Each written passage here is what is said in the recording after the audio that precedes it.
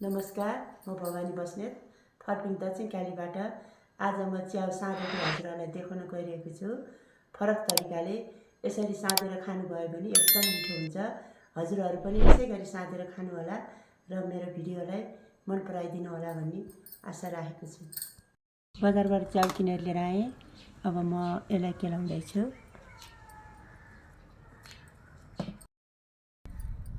यसलाई ठुलो पिस छ भने दुईटा बनाउने, सानो छ भनेदेखि एउटा पिस राख्ने। यसरी मैले यसलाई 3 पानी पखाल्ने। अब यसलाई मजाले निचारेर यसरी पानीको मात्राहरू नराखिकन निचारेर यहाँ राख्नुपर्छ।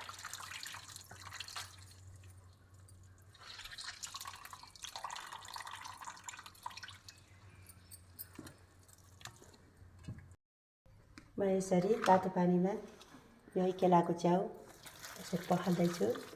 यो तातो पानीले पखाल्यो भने यहाँ भएको कुनै विषादी तत्त्व छ भने पनि यसले जान्छ। मैले अघि नै टिमुरको धुलो पनि यहाँ तातो पानीमा हालिदिएको छु। यसरी 2-3 पानी पखालेर सफा गर्नुपर्छ। तर सिधै मैले ग्यासमा बसालेर उमालेको भए नि हुन्थ्यो। उमाल्दाखेरि चाहिँ नि अलि प्यात्त गल्ने भएको भएर मैले चाहिँ यसरी सर्लक्क यसरी पखाल्दैछु। यो च्याउ बनाउनको लागि तयार पारेको सामानहरू च्याउ छ, सूर्यमुखी तेल छ, यहाँ अदुवा लसुन मैले थिचेर राखेको छु, मेथी, खोर्सानीको धुलो, जिराको धुलो, नुन, बेसार। अब म तेल तातेँ, यसलाई च्याउलाई फ्राई गर्ने अलिअलि गरेर गर्नुपर्छ, धेरै पनि नहाल्नु होला। अब यसलाई रातो भयो, यसलाई म निकाल्दैछु।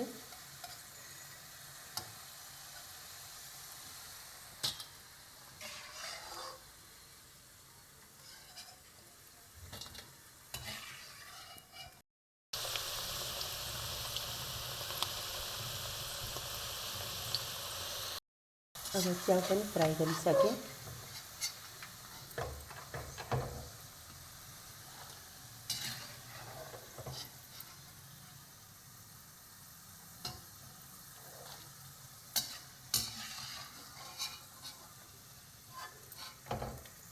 अब मैले प्यान बसालेर तेल तताएँ, तेल पनि तात्यो। मेथी डढाएँ।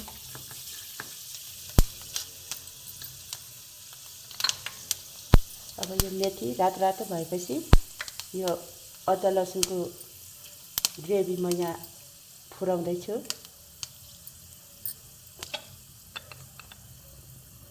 अब यो रातो भयो।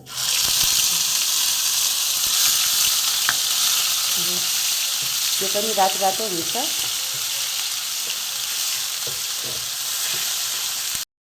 यसलाई ग्यासलाई सानो बनाउनु होला, नत्र ठुलो बनायो भने डढ्छ। अब यो रातो भयो। म यसलाई बेसार यहीँ पुऱ्याउँछु।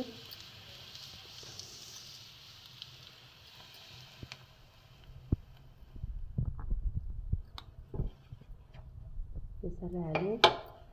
अब जिरालाई पनि यहीँ पुऱ्याउँछु।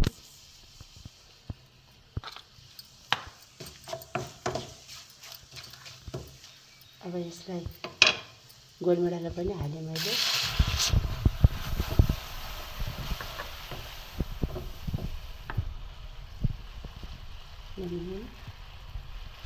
आफूलाई कति चाहिन्छ नुन हाल्ने, खोर्सानी थोरै पिरो जति खानुहुन्छ त्यति मात्रै हाल्ने हो।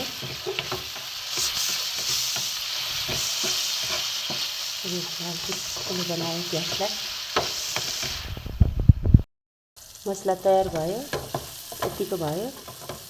मैले अब यसलाई च्याउमा है फ्राई गरेर राखेको च्याउमा खनाएँ।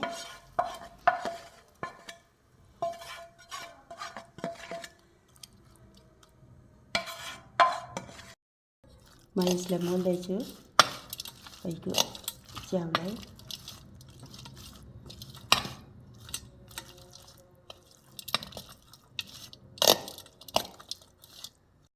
ल हेर्नुहोस् त मैले बनाएको च्याउ हेर्दैमा खाउँ लाग्ने भयो। हजुरहरू पनि यस्तै गरी बनाएर खानुहोस् है।